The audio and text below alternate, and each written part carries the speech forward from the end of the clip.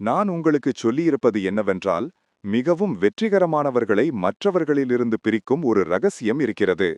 இந்த தத்துவம் பிரின்சிபிள் மிகவும் சக்தி வாய்ந்தது. அது சாதாரண தொழில்களை உலகளாவிய ஜாம்பவான்களாக மாற்றியுள்ளது. போராடும் தனிநபர்களை வெற்றியின் சின்னங்களாக ஆக்கியுள்ளது. மேலும் முடியாதது போல் தோன்றும் காரியங்களை கூட மிக சுலபமாக சாத்தியமாக்கியுள்ளது.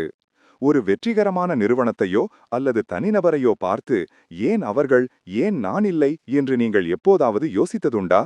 அதற்கு காரணம் அவர்கள் அதிக திறமைசாலியா அல்லது அவர்களுக்கு அதிர்ஷ்டம் இருந்ததா? உண்மை உங்களை ஆச்சரியப்படுத்தலாம், அது இரண்டும் இல்லை. அவர்களின் வெற்றி ஒரு மாயமும் இல்லை, அது அடைய முடியாததும் அல்ல. இது யார் வேண்டுமானாலும் கற்றுக்கொண்டு பயன்படுத்தக்கூடிய ஒரு விஷயத்தின் விளைவுதான்.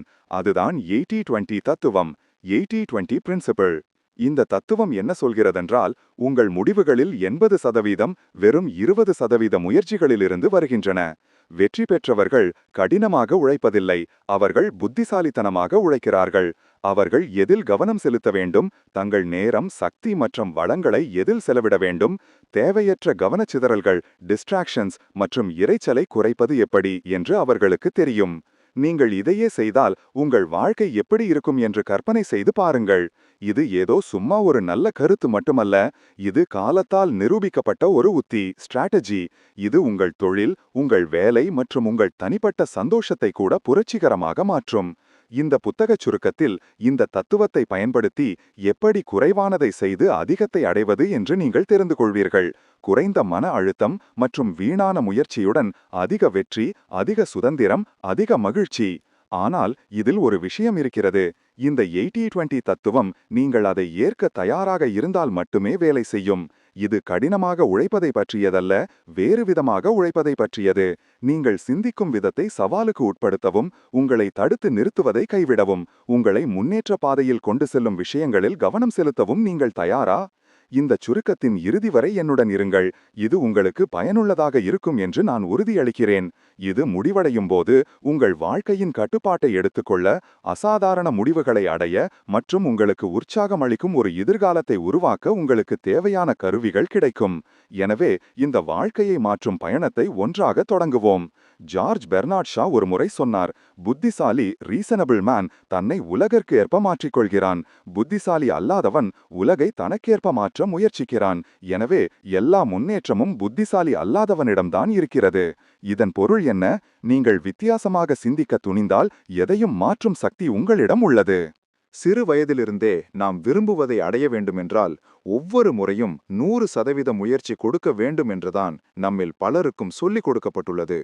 நம்முடைய செயல்கள் சமமான முடிவுகளை தருகின்றன என்றும், ஒவ்வொரு நாளும், ஒவ்வொரு வாடிக்கையாளரும், ஒவ்வொரு வாய்ப்பும் ஒரே மதிப்பை கொண்டவை என்றும் நாம் வளர்ந்து வந்திருக்கிறோம். ஆனால் இந்த நம்பிக்கை தவறானது. நீங்கள் இன்னும் 100% வெற்றியை அடைய 100% வெற்றியை தேவை என்று நினைத்தால் உங்கள் மனநிலையை மாற்ற வேண்டிய நேரம் இது. நாம் சிந்திக்கும் விதம் நாம் வாழும் விதத்தை மாற்றியமைக்க முடியும். கடினமாக உழைப்பதற்கு பதிலாக நாம் புத்திசாலித்தனமாக உழைக்க வேண்டும். குறைவான முயற்சியில் எப்படி பெரிய முடிவுகளை அடைவது என்பதில் கவனம் செலுத்த வேண்டும்.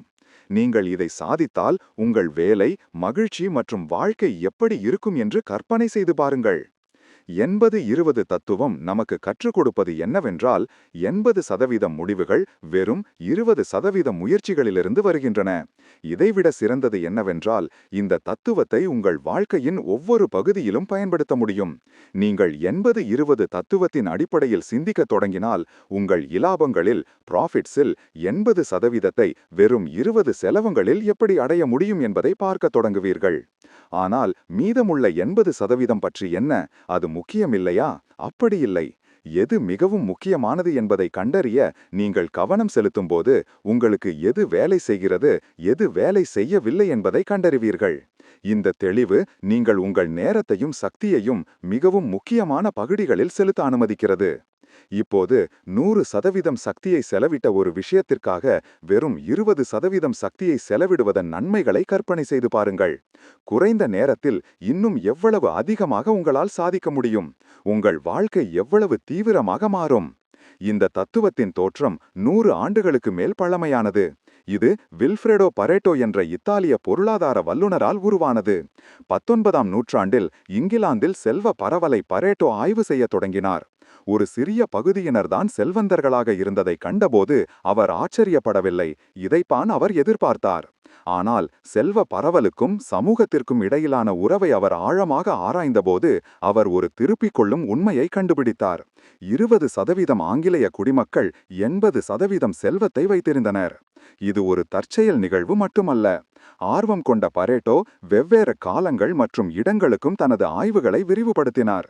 அவர் எங்கெல்லாம் பார்த்தாரோ செல்வம் மற்றும் பிற வளங்கள் சமமற்ற முறையில் விநியோகிக்கப்பட்டதைக் கண்டு அவர் ஆச்சரியப்பட்டார். பொருளாதாரம் அல்லது உற்பத்தி திறன் புரொடக்டிவிட்டி போன்ற வாழ்க்கையின் பிற பகுதிகளுக்கும் இந்த தத்துவம் பொருந்துமா என்று பரேட்டோ யோசிக்கத் தொடங்கினார். இந்த ஆர்வம்தான் 80-20 தத்துவத்தின் பிறப்புக்கு வழிவகுத்தது. இது முயற்சியையும் முடிவுகளையும் நாம் சிந்திக்கும் விதத்தில் புரட்சியை ஏற்படுத்திய ஒரு விதி. 80-20 முறையில் எப்படி சிந்திப்பது? சிறிய முயற்சிகள் பெரும்பாலும் பெரிய முடிவுகளை தரக்கூடும். அதே சமயம் பெரிய முயற்சிகள் சில சமயங்களில் மிக குறைந்த முடிவுகளுக்கு வழிவகுக்கும் என்று நாம் கற்றுக்கொண்டோம். இதுதான் 80-20 தத்துவத்தின் அடிப்படை. ஆனால் இந்த தத்துவத்தை உங்கள் வாழ்க்கையில் நீங்கள் எப்படி பயன்படுத்தலாம்? முதல் படி உங்கள் வாழ்க்கையில் கவனம் செலுத்தி அதை ஆராய்ந்து அதை மேம்படுத்தக்கூடிய மாற்றங்களை கண்டறிவதுதான். இதன் முக்கிய குறிப்பு கடினமாக உழைப்பது அல்ல, புத்திசாலித்தனமாக உழைப்பது. 80-20 முறையில் சிந்திக்க குறைந்த முயற்சியை கோரும் ஆனால் பெரிய முடிவுகளை தரும் பணிகளை நீங்கள் புரிந்து கொள்ள வேண்டும். செயல்படுவதற்கு முன் கவனமாக சிந்திக்க ஒரு கணம் எடுத்துக்கொள்ளுங்கள். இதை அணுக 2 வழிகள் உள்ளன. நீங்கள் ஒரு 80-20 மனநிலையை ஏற்றுக்கொள்ளலாம் அல்லது நீங்கள் மேம்படுத்த விரும்பும் உங்கள் வாழ்க்கையின் குறிப்பிட்ட பகுதிகளை ஆராயலாம். மிகவும் முக்கியமான 20%ஐ நீங்கள் கண்டறிந்ததும் அந்த பகுதியை மேம்படுத்த உங்கள் சக்தியை செலுத்துங்கள். பின்னர் மீதமுள்ள 80%ஐ அதே கொள்கைகளை பின்பற்றும்படி சீரமைக்க அலைனிங் நீங்கள் பணியாற்றலாம். உதாரணமாக, ஆசிரியர் தனது ஆசிரியர்களில் ஒருவர் கொடுத்த வாழ்க்கையை மாற்றும் ஒரு ஆலோசனையை பகிர்ந்து கொள்கிறார். ஆசிரியர் அறிவுறுத்தியது என்னவென்றால், ஒரு புத்தகத்தை நீங்கள் உண்மையிலேயே அனுபவிக்காத வரை அதை தொடக்கத்திலிருந்து இறுதி வரை படிக்க வேண்டாம். அதற்கு பதிலாக ஒரு புத்தகத்திலிருந்து நீங்கள் எதையாவது கற்றுக்கொள்ள விரும்பினால் அதை தந்திரோபாயமாக அணுகவும். முதலில் முடிவுரையை படிக்கவும், அதைத் தொடர்ந்து அறிமுகத்தை படிக்கவும், பின்னர் மீண்டும் முடிவுரைக்குச் செல்லவும் என்று ஆசிரியர் அறிவுறுத்தினார். ஏனென்றால் பெரும்பாலான புத்தகங்கள் அவற்றின் முக்கிய கருத்துக்களை இந்த பிரிவுகளில் சுருக்கிவிடுகின்றன. இதன் மூலம் முக்கிய பாடங்களை புரிந்து கொள்ளும் அதே வேளையில் நீங்கள் நேரத்தை சேமிக்கிறீர்கள். உங்களுக்கு புத்தகத்திலிருந்து கூடுதல் தகவல் தேவைப்பட்டால் உங்களுக்கு ஆர்வமுள்ள குறிப்பிட்ட பிரிவுகளுக்கு மட்டும் செல்லுங்கள். ஒரு புத்தகம் உங்களுக்கு உண்மையிலேயே மதிப்புமிக்கதாக இல்லாவிட்டால் அதை முழுவதாக படிப்பது தேவையற்றது. குறைவாக படிப்பதன் மூலம் அதிகமாக கற்றுக்கொள்ளும்படி தனது ஆசிரியர் தன்னை ஊக்குவித்தார் என்பதை ஆசிரியர் உணர்ந்தார். இது முயற்சியையும் நேரத்தையும் சேமிக்கும் ஒரு புத்திசாலித்தனமான திறமையான அணுகுமுறை. இந்த முறையை மேலும் சோதிக்க ஆர்வமாக இருந்த ஆசிரியர் தனது தேர்வுகளுக்கும் 80-20 மனநிலையை பயன்படுத்தினார். அவர் 100 தேர்வு தாள்களை ஆராய்ந்து ஒரு சுவாரஸ்யமான உண்மையை கண்டுபிடித்தார். 80% கேள்விகள் வகுப்பில் கற்பிக்கப்பட்ட 20% பொருளிலிருந்துதான் வந்திருந்தன. முதலில் இது கல்வி முறையின் குறைபாட்டை பிரதிபலிப்பதாக அவர் நினைத்தார். ஆனால் காலப்போக்கில் மிகவும் முக்கியமான 20%த்தில் கவனம் செலுத்துவது பெரும்பாலும் சிறந்த முடிவுகளை தரும் நிஜ உலகிற்கு தனது ஆசிரியர்கள் தன்னை தயார்படுத்தியிருக்கலாம் என்பதை அவர் உணர்ந்தார். ரகசிய குழு, த அண்டர்கிரவுண்ட் கல்ட். சரி, இந்த 80-20 தத்துவம் உலகிற்கு எப்படி பங்களித்துள்ளது என்று நீங்கள் ஆச்சரியப்படலாம். இந்த தத்துவம் எங்கே, எப்படி பயன்படுத்தப்பட்டுள்ளது? உண்மை என்னவென்றால், இது ஏற்கனவே எண்ணற்ற முறை பயன்படுத்தப்பட்டுள்ளது, பெரும்பாலும் புரட்சிகரமான விளைவுகளுடன். இந்த தத்துவம் அங்கீகாரத்தை பெற்ற முதல் பெரிய அலை தர கட்டுப்பாட்டு குவாலிட்டி கண்ட்ரோல் அலையின் போதுதான். இலாபம் ஈட்டாத ப்ராடக்ட்ஸை அடையாளம் காண நிறுவனங்கள் 80-20 தத்துவத்தை பயன்படுத்த தொடங்கின. முடிவுகள் ஆச்சரியமளித்தன. வாடிக்கையாளர்கள் மிகவும் மதிக்கும் 20% தயாரிப்பு அம்சங்களில் மட்டும் கவனம் செலுத்துவதன் மூலம் அவர்களால் தங்கள் இலாபத்தில் 80%ஐ கணிசமாக குறைந்த முயற்சியில் உருவாக்க முடியும் என்பது தெளிவாகியது. இந்த அணுகுமுறை மிகவும் பயனுள்ளதாக இருந்தால் ஏன் பல தயாரிப்புகளுக்கு மோசமான தரம் இன்னும் ஒரு பிரச்சனையாகவே உள்ளது? காரணம் எளிது. அனைவரும் இந்த தத்துவத்தை பயன்படுத்தவில்லை. இன்றும் கூட 80-20 தத்துவம் ஒரு சில உலகிலேயே வெற்றிகரமான வணிகங்களுக்கு மட்டுமே ஒரு ரகசிய ஆயுதமாக இருக்கிறது. உங்கள் சொந்த தொழிலில் இந்த தத்துவத்தை பயன்படுத்த நீங்கள் உங்கள் கவனத்தை மாற்ற வேண்டும். உங்கள் தொழிலின் ஒவ்வொரு அம்சத்தையும் சரியாக செய்ய முயற்சி செய்வதற்கு பதிலாக மிகவும் முக்கியமான பகுதிகளில் கவனம் செலுத்துங்கள்.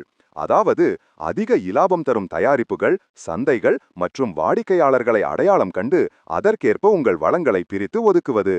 இதற்கு ஒரு சரியான உதாரணம் 1950களில் ஜோசப் ஜுரான் செய்த புரட்சிகரமான வேலை.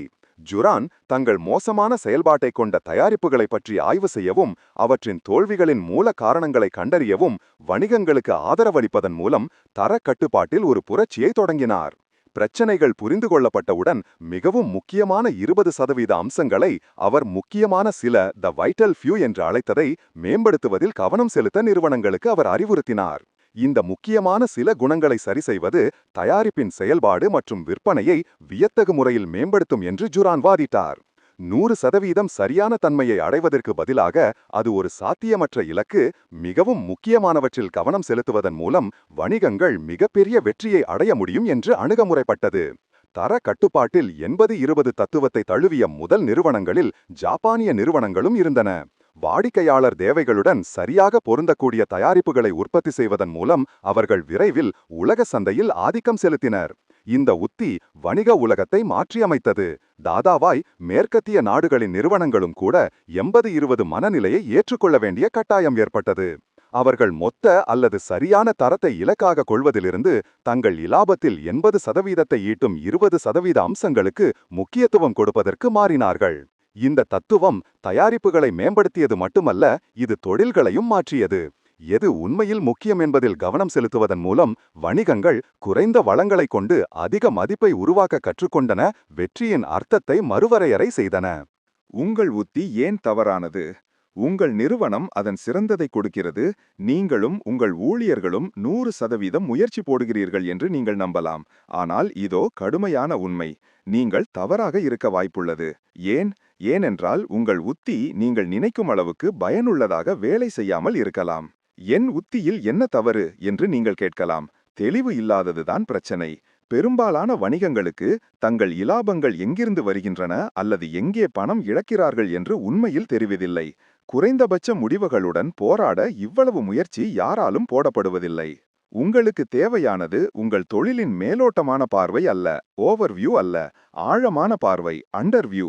அதாவது உங்கள் தொழில் உண்மையில் எப்படி செயல்படுகிறது என்பதை பற்றி ஒரு ஆழமான ஆய்வு செய்து உங்கள் லாபங்களின் இயக்கவியலை புரிந்து கொள்வது.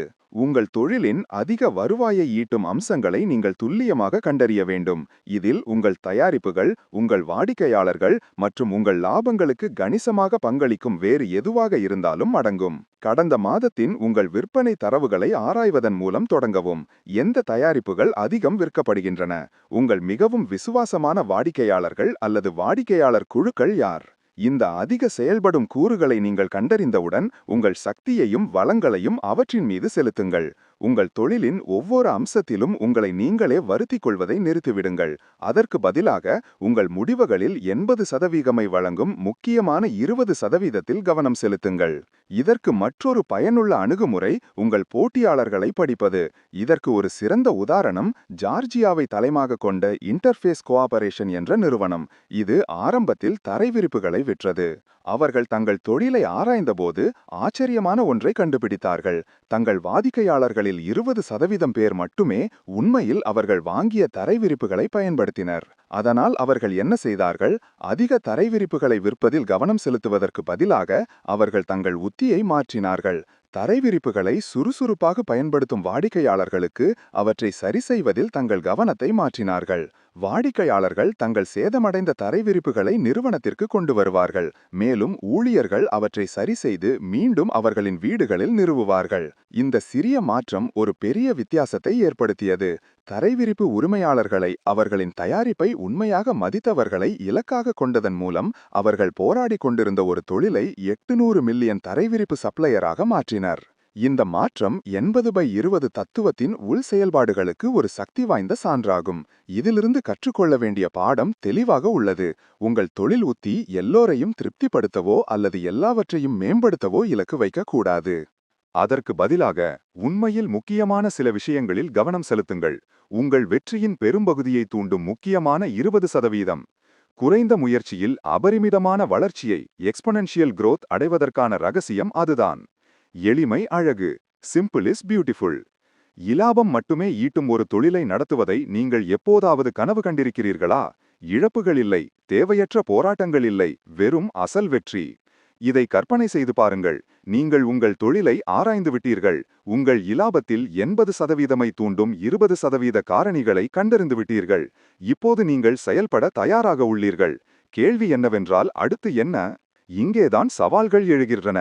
பல வணிக உரிமையாளர்கள் தங்கள் வெற்றிக்கு அர்த்தமுள்ள பங்களிக்காத மீதமுள்ள 80%த்தை கைவிட கடினமாக உணர்கிறார்கள். அதற்கு பதிலாக இலாபம் ஈட்டாத அம்சங்களை கைவிடுவது ஆபத்தானது என்ற நம்பிக்கையை அவர்கள் பற்றிக்கொள்கிறார்கள். ஆனால் உண்மை என்னவென்றால், இந்த உற்பத்தி செய்யாத கூறுகளை பற்றிக்கொள்வது உங்களை தடுத்து நிறுத்துகிறது. உண்மையில் செழிக்க நீங்கள் வித்தியாசமாக சிந்திக்க வேண்டும். மாற்றத்தை எதிர்க்காதீர்கள், அதை தொடங்குபவராக இருங்கள். மேலும் எளிமை என்பது சிறியதாக சிந்திப்பது அல்லது குறைந்ததை ஏற்றுக்கொள்வது என்று அர்த்தமல்ல. அது வேலை செய்யாததை கைவிடுவதை குறிக்கிறது. அது இலாபம் ஈட்டாத ஒரு தயாரிப்பாக இருக்கலாம், தேவையற்ற ஒரு அம்சமாக இருக்கலாம், அல்லது குறைந்த செயல்திறன் கொண்ட ஒரு ஊழியராக இருக்கலாம். எளிமைப்படுத்துவது உங்கள் தொழிலை ஒரு சிறிய அளவில் கட்டிப்படுத்துவது என்று அர்த்தமல்ல. நீங்கள் சர்வதேச சந்தைகளுக்கு விரிவுபடுத்தலாம், அதே நேரத்தில் விஷயங்களை எளிமையாகவே வைத்திருக்கலாம். இருப்பினும் பல்வேறு பின்னணியில் உள்ள வாடிக்கையாளர்களை இலக்காக கொள்வது, உங்கள் தயாரிப்புகள் அல்லது சேவைகளில் சிறிய மாற்றங்களை செய்ய வேண்டியிருக்கலாம். முக்கியமான குறிப்பு என்னவென்றால், உண்மையில் முக்கியமான 20%த்தில் கவனம் செலுத்துவதே. விஷயங்களை அதிகமாக சிக்கலாக்காமல் இருக்க கவனமாக இருங்கள். கட்டுப்பாடில்லாமல் விரிவுபடுத்துவது நீங்கள் சம்பாதிப்பதை விட அதிக பணத்தை இழக்க வழிவகுக்கும். சிக்கல் எப்போதும் அதிக விலையுடன் தான் வரும். குண்டர் ராமுல் 39 நிறுவனங்களை நிர்வகித்தவர்.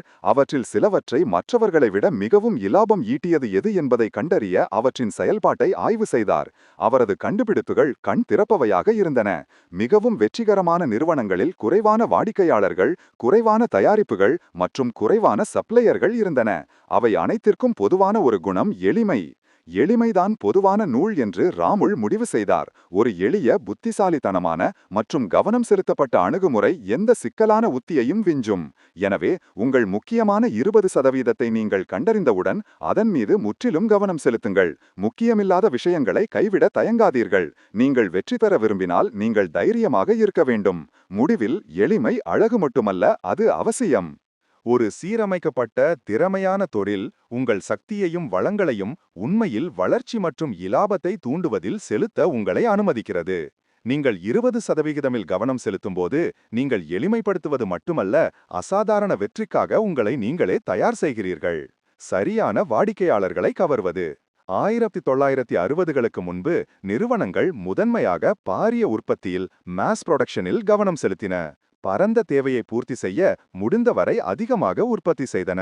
ஆனால் 1960இல் தியோடர் லெவிட் ஒரு கட்டுரையை வெளியிட்டார். அது வணிகங்கள் வெற்றியை பற்றி சிந்தித்த விதத்தில் ஒரு புரட்சியை ஏற்படுத்தியது. தயாரிப்புகளுக்கு முக்கியத்துவம் கொடுப்பதற்கு பதிலாக லெவிட் சந்தைப்படுத்தல், மார்க்கெட்டிங் மற்றும் வாடிக்கையாளர் திருப்தியை நோக்கி மாறுவதற்கு வாதிட்டார். 1990களில் வெற்றிகரமான நிறுவனங்கள் வாடிக்கையாளர் தேவைகளின் அடிப்படையில் முடிவுகளை எடுக்க சந்தையை படிக்கும் ஒரு வாடிக்கையாளரை மையமாக கொண்ட கஸ்டமர் சென்டர்ட் அணுகுமுறையை ஏற்றுக்கொண்டன. இது வணிக வரலாற்றில் ஒரு பெரிய மாற்றத்தை குறித்தது. இருப்பினும் இந்த உத்தியிலும் குறைபாடுகள் இருந்தன. பல்வேறு வகையான வாடிக்கையாளர்களை திருப்திப்படுத்த நிறுவனங்கள் விரிவுபடுத்தியதால் அவற்றின் உற்பத்தி மற்றும் சந்தைப்படுத்தல் செலவுகள் அதிகரித்தன. அவர்கள் எல்லோரையும் கவனித்துக் கொள்ள முயற்சித்தார்கள், அது நிலையானதல்ல. எனவே நீங்கள் எந்த வாடிக்கையாளர்கள் மீது கவனம் செலுத்த வேண்டும் என்று எப்படி முடிவெடுப்பது? அங்கேதான் 80-20 தத்துவம் வருகிறது. எல்லோரையும் திருப்திப்படுத்த முயற்சி செய்வதற்கு பதிலாக நிறுவனங்கள் அதிக இலாபத்தை ஈட்டும் வாடிக்கையாளர்கள் மீது கவனம் செலுத்த வேண்டும். அதாவது முதல் 20%. அவர்களின் தேவைகளை படியுங்கள், மேலும் அவர்கள் வேறு எங்கும் செல்ல விரும்பாதபடிக்கு அவர்களுக்கு ஏற்றவாறு தயாரிப்புகள் அல்லது சேவைகளை உருவாக்குங்கள். இதற்கு ஒரு சிறந்த உதாரணம் WQHT மற்றும் WKHR வானொலி நிலையங்களை வைத்திருந்த ஒரு ஒளிபரப்பு நிறுவனம், பிராட்காஸ்டிங் கம்பெனி. அவர்களின் சந்தைப்படுத்தல் உத்தி அவர்களின் பார்வையாளர்களில் ஒரு சிறிய ஆனால் மிகவும் இலாபம் தரும் பிரிவில் கவனம் செலுத்தியதால் அவர்களை மிகவும் வெற்றிகரமானவர்களாக்கியது. அதாவது அவர்களின் மிகவும் விசுவாசமான கேட்போர். அவர்கள் அதை எப்படி செய்தார்கள்? 80-20 தத்துவத்தை பயன்படுத்துவதன் மூலம். அவர்கள் தொடர்ந்து கேட்கும் 20% கேட்போரை அடையாளம் கண்டு அந்த நபர்களை தங்கள் இலக்கு பார்வையாளர்களாக ஆக்கினர். பரந்த அளவிலான பார்வையாளர்களை ஈர்க்க முயற்சி செய்வதற்கு பதிலாக தங்கள் முக்கிய பார்வையாளர்களின் விருப்பங்களுக்கு ஏற்ப தங்கள் நிகழ்ச்சிகளை தனிப்பயனாக்கினர். அவர்களின் முடிவுகள் மிகவும் திருப்திகரமானவை. தங்கள் மிகவும் ஈடுபாடு கொண்ட பார்வையாளர்கள் மீது கவனம் செலுத்துவதன் மூலம் அவர்கள் அவர்களை மேலும் அதிகமாக கேட்க ஊக்குவித்தனர். சராசரியாக இந்த விசுவாசமான ரசிகர்கள் தங்கள் கேட்கும் நேரத்தை வாரத்திற்கு 12 மணி நேரத்திலிருந்து வாரத்திற்கு 25 மணி நேரமாக அதிகரித்தனர். இவ்வளவு அர்ப்பணிப்புள்ள பார்வையாளர்களால் எவ்வளவு வருவாய் ஈட்டப்படும் என்று கற்பனை செய்து பாருங்கள். இதிலிருந்து கற்றுக்கொள்ள வேண்டிய பாடம் தெளிவாக உள்ளது. உங்கள் தொழிலுக்கு மிகவும் முக்கியமான சரியான வாடிக்கையாளர்கள் மீது கவனம் செலுத்துவது அபரிமிதமான வளர்ச்சிக்கு வழிவகுக்கும். எல்லாவற்றிற்கும் எல்லாமே ஆக முயற்சி செய்வதற்கு பதிலாக சிலருக்கு அத்தியாவசியமாக இன்டிஸ்பென்சபிள் இருக்க இலக்கு வையுங்கள். நீங்கள் எத்தனை பேரை அடைகிறீர்கள் என்பது முக்கியமல்ல, சரியான நபர்களை சரியான வழியில் அடைவதுதான் முக்கியம். 80-20 தத்துவத்தின் முதல் 10 வணிக பயன்பாடுகள். மிக உயர்ந்த தரமான தயாரிப்புகளில் கவனம் செலுத்த, பயனற்ற செயல்முறைகளில் செலவுகளை குறைக்க மற்றும் சந்தைப்படுத்தல் மற்றும் உத்தியை மேம்படுத்த 80-20 தத்துவத்தை எப்படி பயன்படுத்துவது என்று இதுவரை நாம் கற்றுக்கொண்டோம். ஆனால் உண்மை என்னவென்றால், இந்த தத்துவத்தை வணிகத்தின் வேறு பல பகுதிகளிலும் பயன்படுத்த முடியும். எல்லாவற்றிற்கும் மேலாக, வணிக வெற்றியின் அடிப்படை சரியான முடிவுகளை எடுப்பதில் உள்ளது. உங்கள் தொழில் பல சவால்களுடன் போராடிக் கொண்டிருந்தால் ஒரு கணம் நிறுத்தி மூச்சு விடுங்கள். எல்லாவற்றையும் ஒரே நேரத்தில் சமாளிக்க முயற்சி செய்வதற்கு பதிலாக எடுக்க வேண்டிய மிகவும் முக்கியமான முடிவை அடையாளம் கண்டு அதில் மட்டுமே கவனம் செலுத்துங்கள். சரியான முடிவை எடுப்பதற்கான திறவுகோல் சரியான கேள்விகளை கேட்பதுதான். எது வேலை செய்கிறது, எது வேலை செய்யவில்லை, எதிர்காலத்தில் நாம் என்ன சவால்களை சந்திக்க நேரிடும். நீங்கள் எடுத்த ஒரு முடிவு வேலை செய்யவில்லை என்றால் பிடிவாதமாக இருக்க வேண்டாம். விரைவாக மாறி அதற்கு ஏற்ப தழுவிக்கொள்ளுங்கள். மறுபுறம், ஒரு முடிவு இலாபத்தை தருகிறது என்றால் இதை நான் இன்னும் எப்படி லாபகரமானதாக ஆக்க முடியும் என்று உங்களையே கேட்டுக்கொள்ளுங்கள். 80-20 தத்துவம் வெற்றியை அடையாளம் காண்பது மட்டுமல்ல, அதை அதிகப்படுத்துவது பற்றியது. இந்த தத்துவம் பிரகாசிக்கும் ஒரு முக்கிய பகுதி சரக்கு கட்டுப்பாடு, இன்வென்ட்ரி கண்ட்ரோல். நீங்கள் உங்கள் இருப்பை ஆராய்ந்தால் உங்கள் தயாரிப்புகளில் வெறும் 20% மட்டுமே 80% இலாபத்தை உருவாக்குவதை காணலாம். அப்படியானால் உங்கள் இறுதி இலாபத்திற்கு சிறிதளவே பங்களிக்கும் மற்ற 80% தயாரிப்புகளுக்காக ஏன் பணத்தையும் இடத்தையும் வீணடிக்க வேண்டும்? உற்பத்தி செய்யாத அந்த பொருட்களில் எவ்வளவு பணம் முடக்கப்பட்டுள்ளது என்று சிந்தியுங்கள். நீங்கள் நினைப்பதை விட அது அதிகமாக இருக்க வாய்ப்புள்ளது. இந்த தத்துவத்தை திட்ட மேலாண்மைக்கும் பயன்படுத்தலாம். உங்கள் திட்டங்களை சிறிய நிர்வகிக்கக்கூடிய பணிகளாக பிரித்து தொடங்கவும். பின்னர் மிகவும் குறிப்பிடத்தக்க முடிவுகளை வழங்கும் 20% பணிகளில் கவனம் செலுத்துங்கள். தெளிவான காலக்கெடுவை நிர்ணயிப்பதும் நம்ப முடியாத அளவிற்கு உதவியாக இருக்கும். ஏனெனில் இது குறைந்த நேரத்தில் அதிகமாக சாதிக்க உங்களை தூண்டும். இதற்கு ஒரு உதாரணமாக ஃபைலோஃபேக்ஸின் தலைவரான ராபின் ஃபீல்டின் கதையை எடுத்துக்கொள்ளுங்கள். ஃபைலோஃபேக்ஸ் 1980களில் பைண்டர்களை விற்ற ஒரு நிறுவனம் அதன் செயல்பாடுகளின் கட்டுப்பாட்டை இழந்தது. அவர்கள் அனைத்து வகையான பைண்டர் அளவுகள், தோல்கள் மற்றும் தீம்களை சேர்க்க தங்கள் இருப்பை விரிவுபடுத்தினர்.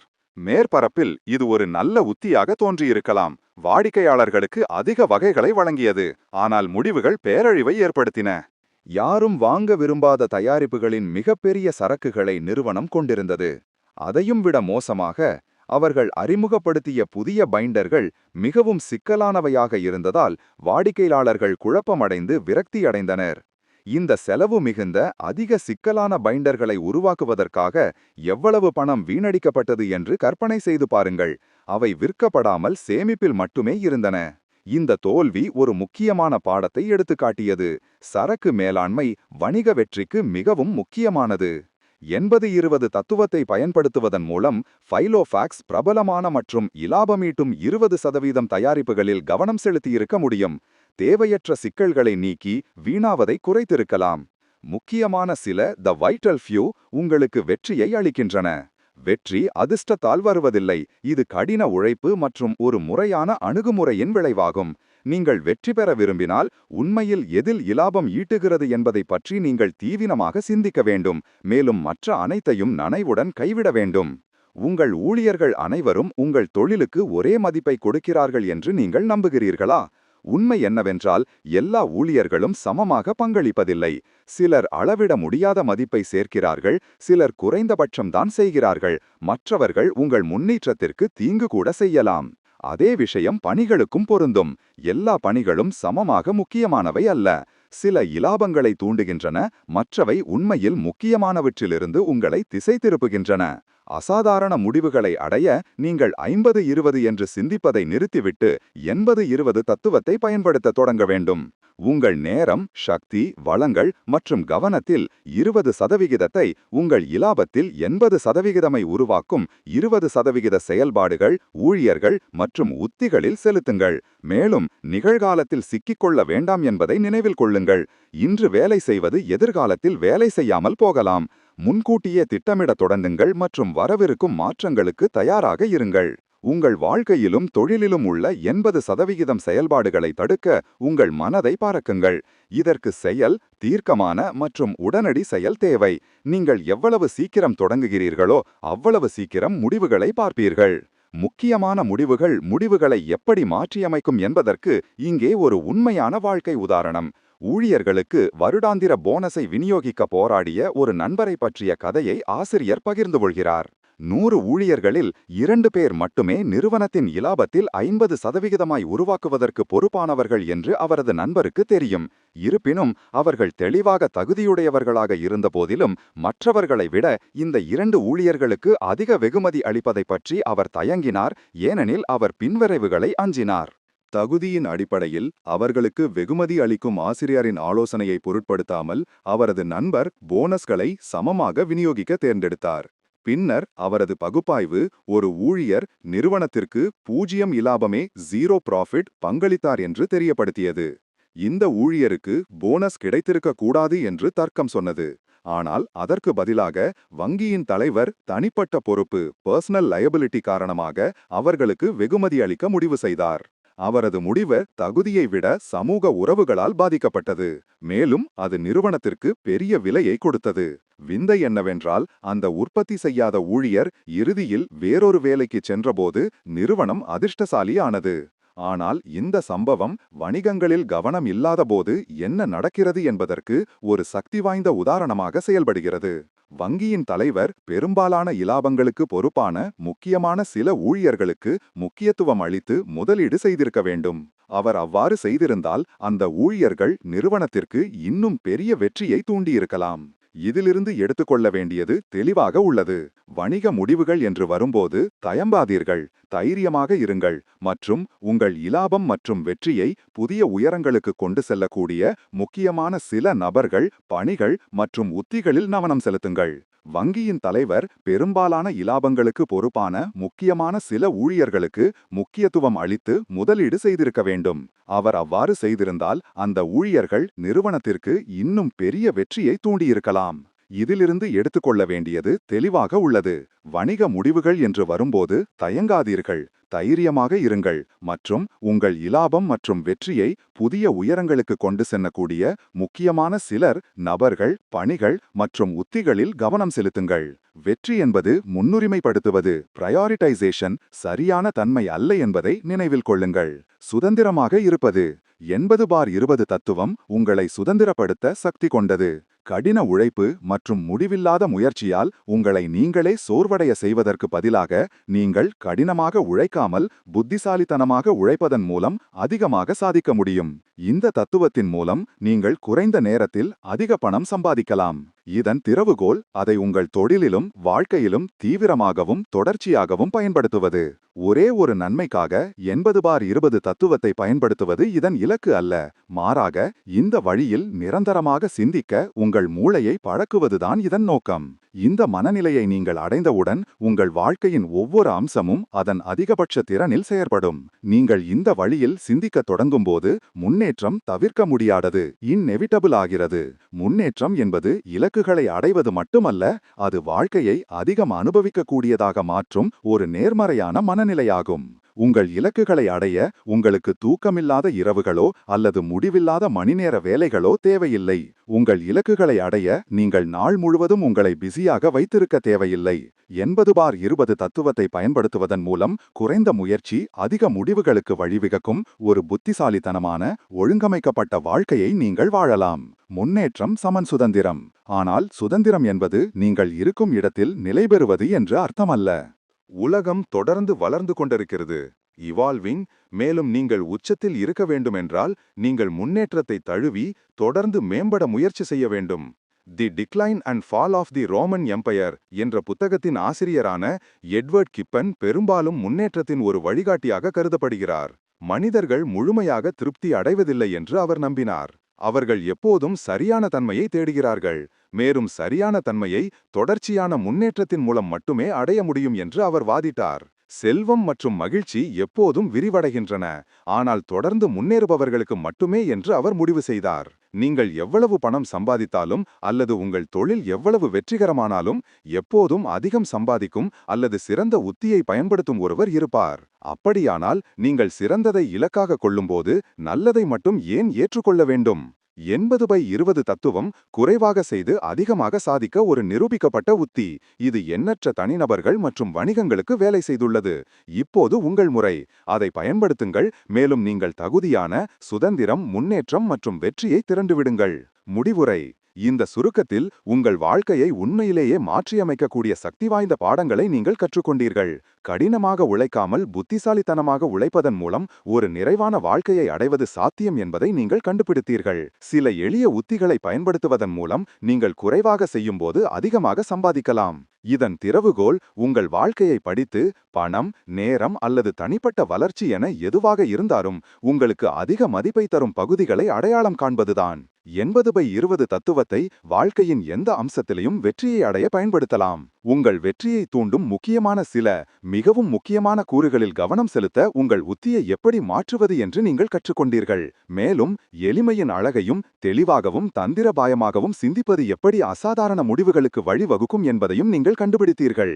உங்கள் தொழில் பெரியதாகவோ அல்லது சிக்கலானதாகவோ இருந்தால் நீங்கள் உண்மையில் முக்கியமானவற்றுக்கு முன்னுரிமை அளிக்க வேண்டும். மேலும் உங்களை தடுத்து நிறுத்துவதை கைவிட தயாராக இருக்க வேண்டும். இது கடினமானதாக உணரலாம், ஆனால் உச்சத்தில் இருக்க இதுவே ஒரே வழி. வெற்றிக்கு தைரியம் தேவை. எளிமைப்படுத்தவும் மிகவும் முக்கியமானவற்றில் கவனம் செலுத்தவும் தைரியம். உங்கள் முயற்சியில் 20% கொடுத்து அதற்கு ஈடாக 80% முடிவுகளை பெறும் ஒரு வாழ்க்கையை கற்பனை செய்து பாருங்கள். இந்த உலகில் சமநிலை இல்லை.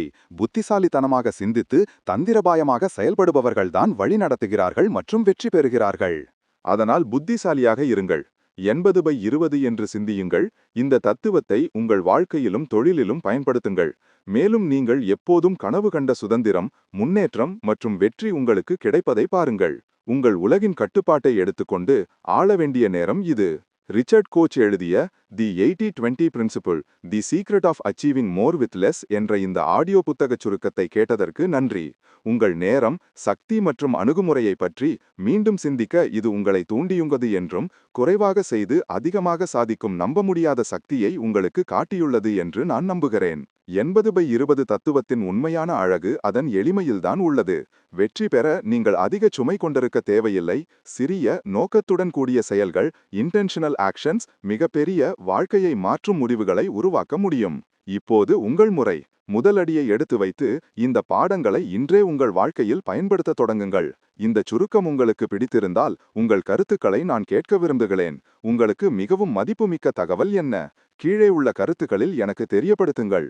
மேலும் நீங்கள் இதை ரசித்திருந்தால் சேனலை ஆதரிக்கவும் எதிர்கால சுருக்கங்களுடன் புதுப்பிக்கப்பட்டிருக்கவும் லைக், ஷேர் மற்றும் சப்ஸ்கிரைப் செய்ய மறக்காதீர்கள். வெற்றி உங்கள் கைக்கு எட்டும் தூரத்தில் உள்ளது என்பதை நினைவில் கொள்ளுங்கள். முக்கியமானவற்றில் கவனம் செலுத்துங்கள், செயல்படுங்கள், தொடர்ந்து முன்னேறுங்கள். அடுத்த முறை வரை உத்வேகத்துடன் இருங்கள், தொடர்ந்து வளருங்கள், ஒவ்வொரு தருணத்தையும் சிறப்பாக பயன்படுத்துங்கள். கேட்டதற்கு நன்றி. அடுத்த ஆடியோ புத்தகச் சுருக்கத்தில் உங்களை பார்க்கிறேன்.